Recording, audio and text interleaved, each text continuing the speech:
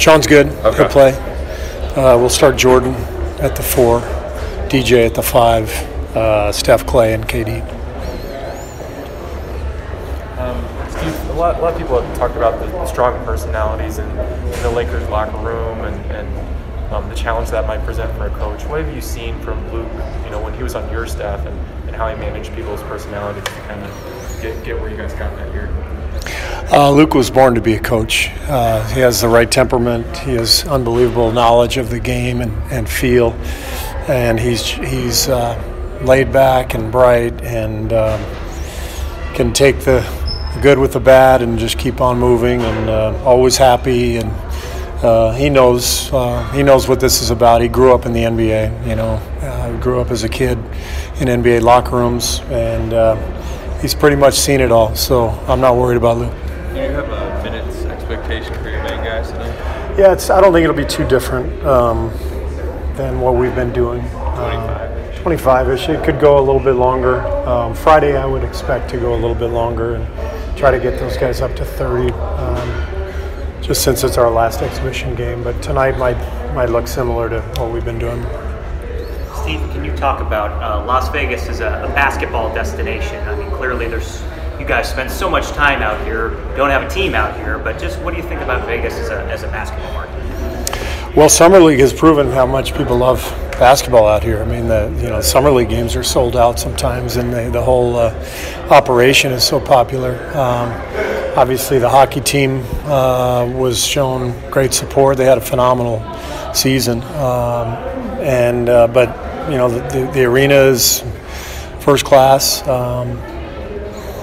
It feels like there'd be plenty of support, but what do I know? You're starting Jordan at the 4. Obviously, a lot of that has to do with Draymond being out. How comfortable are you with him and Kerr playing bulk of 4 minutes this season? You mean tonight? Not even just tonight, but at points this season. How comfortable are you putting them? I'm very comfortable with both of them, especially because they've been through the battles in the playoffs, and when you've been through those games, you can play in any setting, any environment. Doesn't mean they can't get better. I think Looney has been rock solid. I think Jordan's been up and down a little bit. I think he's shown great promise. He does some great things, but he has some lapses occasionally. Looney is usually right place, right time. So Jordan sometimes tries to rely on his athleticism. We're trying to get him to be in the right spot every time. But we're really happy with both of their performances so far in camp. Steve, with Jordan, particularly at the 4, though, compared to. Well, the good thing is they're both passers. They're both very good passers, and they both see the floor well.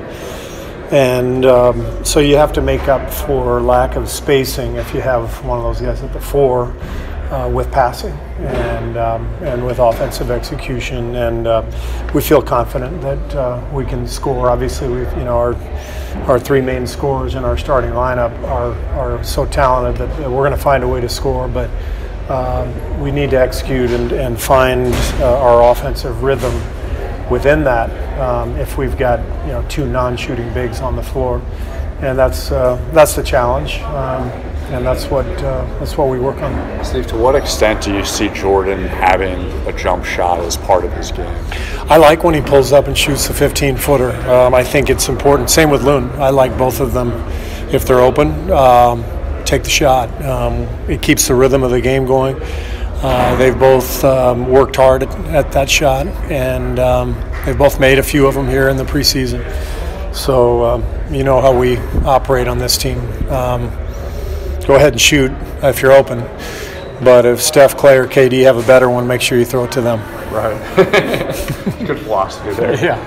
It took months and months of research to figure that out. With Sean, he's worn this hat for a few years now, that steady veteran, but to the point of there being a lot of young guys, how is his role similar or different compared to last year where there were more vets on the team?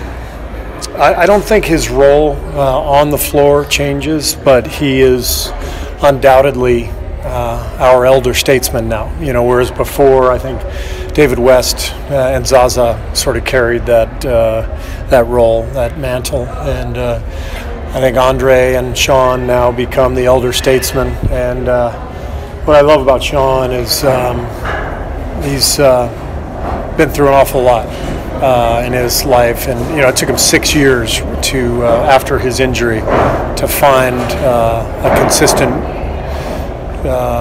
job in one place with one team. He bounced around as he continued to work and come back. 6 years, and now you know, this is his 5th year with us. This has been a great spot for him, and he has helped us immensely. He's just an incredible human being, a great basketball player, and a big part of our fabric, our foundation. Yeah, what perspective do you think the young guys can take from his journey and just how he goes about his routine? I think Sean is one of those guys who you automatically respect because of the way he carries himself, and if you just know his story, you know what he's about. And I love guys like Sean who they carry a quiet dignity about them.